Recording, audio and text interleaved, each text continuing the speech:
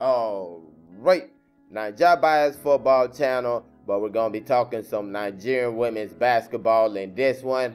Last time we talked about the Nigerian women's basketball team, the D Tigers of Nigeria. They got their first win at the Olympics in over 20 years, and that was in their first match of the competition. They defeated Australia, kind of overwhelmed them.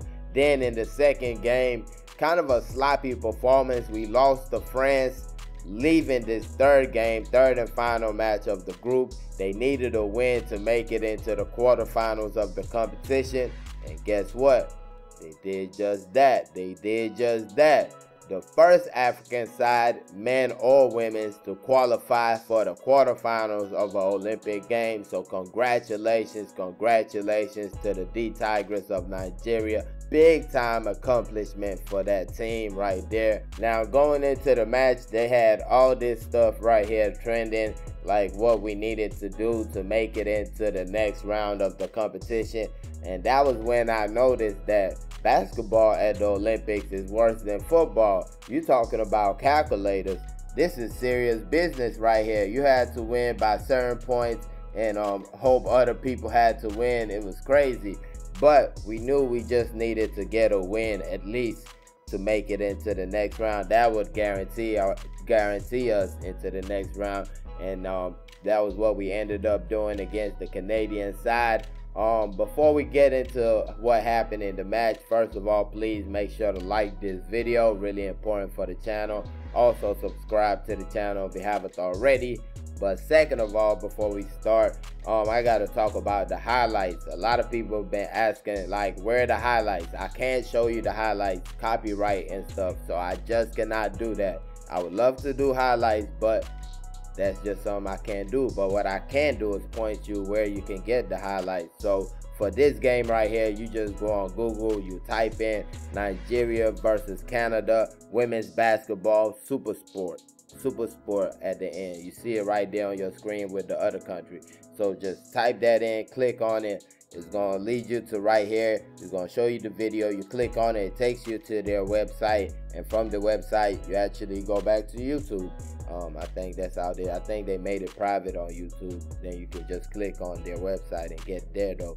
But that's how you get the highlights. And make sure you like and subscribe. But let's talk about this game right here. Nigeria defeating Canada. Final score 79-70. Great performance by the girls. Real tough and gutted out performance they put up out there. First quarter, it was 18-18. Second quarter, 23-19 in Canada's favor. Then you go to the second half. The third quarter was where the big swing happened. 23-5. We held them to only 5 points in that quarter. Defense was just on 1,000, and we scored 23 points. Fourth quarter, I felt like at the end we just kind of let them have it. It could have been really 20 points if we stayed on their necks, but it was like we kind of took players out, let other people get action and things like that. So that was how the game ended, 79-70. We started pretty good to start the first quarter. We started pretty good. I believe it was like 2-14 at a point in that first quarter. Then Canada scored like 5 points back to back. We hit one, but then Canada just picked up their defense, kind of started turning us over, flipped the script on us a little bit, and came back. We did a good job of holding things together, but you could see that we lost grip on the game. We go into the second quarter and it's more of the same. Canada, I believe they led by like 10 points in that second quarter. We did a good job of at the end also just, you know, tying things up. We could have made it a one possession game. We missed a free throw. It ends up a 4-point game at the end of the second quarter. And also at the ending of the second quarter, we had a key player go down injured. Amy Okonkwo, captain of the side, power forward for the team. She goes down in a scrum. Players were diving for the ball and she was kind of hit an awkward way, and it looked like her shoulder was injured. She was out of the game at least until the end of the second quarter. So that was a big miss right there. But credit the girls. When you look at the score when she went out, I believe we were down by like 8 points, 8 or 10 points when she went out. But then we cut the lead all the way down to 4 points. Even with her out the game, that just shows the resilience of the team. And honestly, going into the third quarter, I'm like, can we hold on? Can we at least hold on, make it a close game, and try to fight out at the end? That was what I was thinking we could try to do. But we come in that third quarter, and I believe that was like the best quarter we've played in this competition so far. It was basically like that first quarter, but this time we didn't relent. We didn't let them come back into the game. We kept our foot on the gas in that third quarter. We did a great job, in my opinion, and the proof is in the pudding. I mean, you hold a team to 5 points in a whole 10 minutes. That's something you need to get a lot of credit for. Now for the fourth quarter, maybe a bit of taking your foot off the gas. We started pretty good, but I felt like we could have done a little bit better, especially at the closing stages of the game. Really can't blame the girls. A few key players were on the bench to end the game. Nice way to end the group stage. 2 wins, 1 loss. Not a bad performance so far by the Tigress of Nigeria. Now for individual performances, I think we got to start with Ezinne Kalu. Definitely the best player on the court today. 21 points, 3 rebounds, 2 assists. That doesn't say too much of a performance in my opinion. She did have the 5 turnovers that we would want to reduce, but I felt like she was great out there. They couldn't stand in front of her. 2 defenders, 3 defenders, whatever you want to throw at her. She was just real good on the day, in my opinion. Also a backcourt member, Promise Amukamara, didn't shoot so good, but I felt like her points came timely. She had 6 assists. She had 5 steals, only 3 turnovers. A great performance, in my opinion, from her. 12 points on the day. You got Elizabeth Balogun. She got a little bit of flack in the last game against France. I felt her shot just wasn't on, but defensively, I saw a lot of things she did against France. She ended the game with 14 points, 6 of 10 field goal, 2 of 4 from behind the arc. I felt like her points always came at a timely moment in this game. She was always hitting points when we needed them. Hit a couple big threes, like I said. Nice mid-range jumpers. Real good player, Elizabeth Balogun. I feel like this might have been her best game of the competition so far. Another player who had a good game, Palace Kunai Akpana. Apologies if I didn't say that all the way right. I felt like she had a good game. She fouled out, which I kind of felt like we could have done a little bit better managing her in that game and not letting her foul out so quick. I think was it the third quarter she fouled out.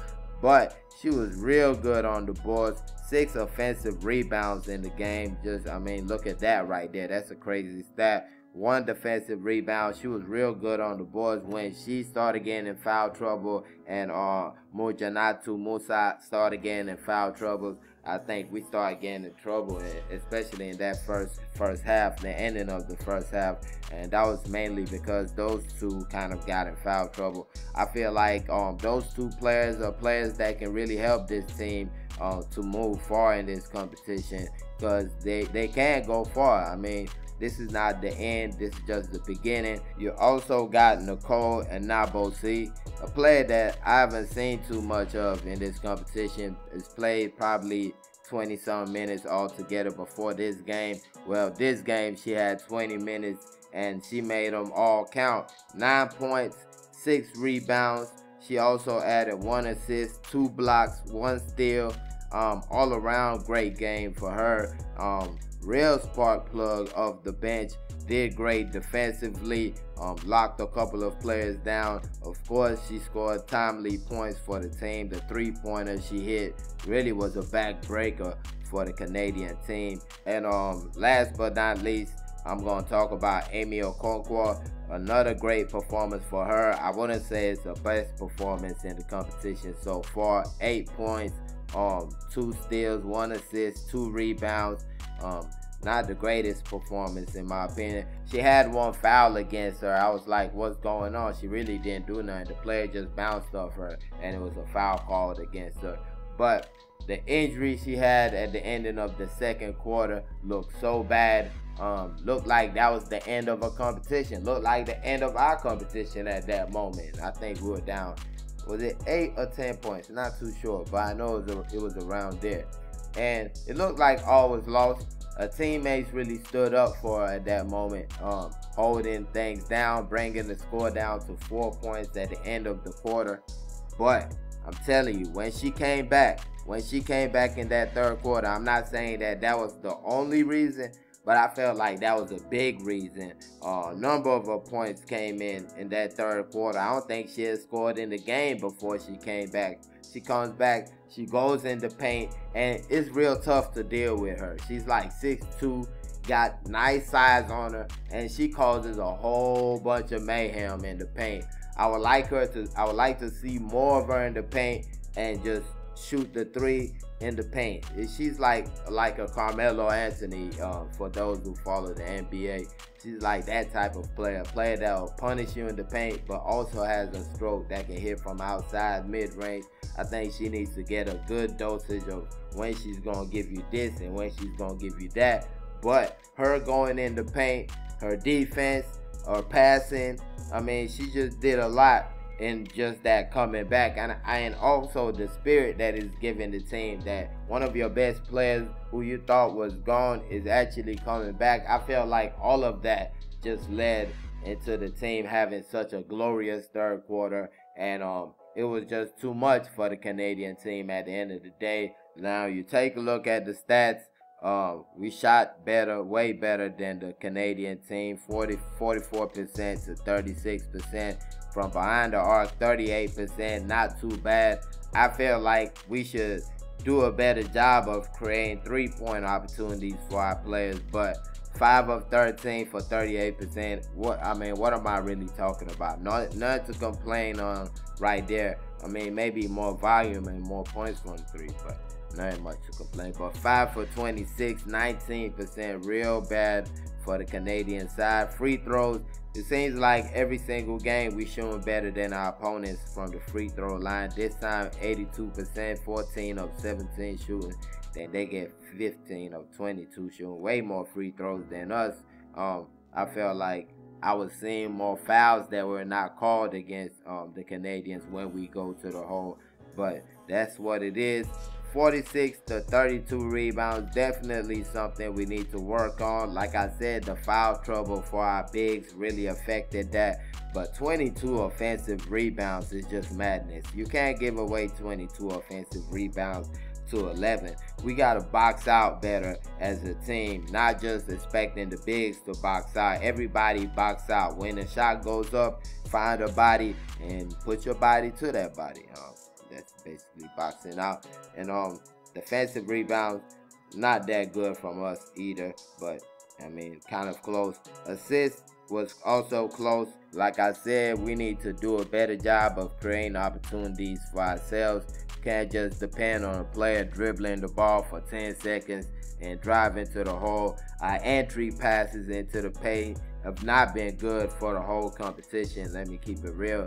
Just to pass the ball into the paint, it looks like an easy thing, but it's really not that easy. You got a player on you waving her arms. You got somebody on the player that you're trying to pass the ball to in the paint, waving her arms, trying to interrupt the passing lane and things like that. So it's not that easy, but we got to do way better at that. I think we got bigs that do a good job of creating position in that paint, and we need to do a better job of finding them.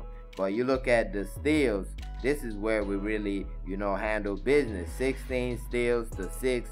I felt like the Canadians were real careless with the ball. Not even just the steals. A lot of times they were just passing the ball out of bounds. Like, they'll have a good chance to make something happen and just a silly turnover. And we made some silly turnovers. Not even giving the ball away. We're on offense. Player goes to set a screen, and instead of just standing there like a wall, that's what you're supposed to do. Stand like a wall. they're making contact with the player. They did it like 3 times in a row, made contact with the player. And what do you expect the referee to blow? It was right there in their face. They're going to blow that all the time. And we need to definitely stop doing that, because 3 times in a row is crazy. Blocks, we did a good job. It was especially outside the paint. We got our blocks. We got our blocks on the perimeter. 4 blocks to their 2. Like I said, for the turnovers, pretty bad for Canada, also bad for us. We need to do a better job. We can keep it around 15, that 15 to 10 ratio. We give ourselves a good chance to win every game we're in. And of course, the fouls, like I said, I felt like we deserve more fouls than we're given. They had a technical foul, frustrated and things like that. But at the end of the day, it's a great performance by the team. They will be in the next round of the competition, which is the quarterfinals. Now, where they will be is something we're not sure yet, because we saw all the calculator stuff that was put out before the game, and now this is how the group looks. France is going to be playing Australia. They're probably playing Australia right now, but the winner between France and Australia probably is going to be on top of the group. Now, if Australia beat France by like 1 point, they're going to be number 3, and we're going to be number 2. France will be number 2 also. But if Australia defeat France by like 10 points, they're second place, and we'll have to go into the next round as a 3rd place team. Now, we're already set in the next round. All we need to know now is, are we going to be 1st, 2nd, and 3rd? Of course, the seeding is going to affect who you're going to be playing. So the 3rd place team is probably going to play one of the 1st place teams in the other 2 groups. So you don't want to do that, because look at like Group C. I think, yeah, Group C. The United States is in Group C. You don't want to be the 3rd place team playing the United States. But that being said, congratulations one more time to the D Tigers of Nigeria. They qualified for the quarterfinals as the first ever team to do that in African history at the Olympics. Congratulations to them. And please make sure to like this video if you enjoyed it. Also subscribe to the channel if you haven't already. Thank y'all for watching. Peace.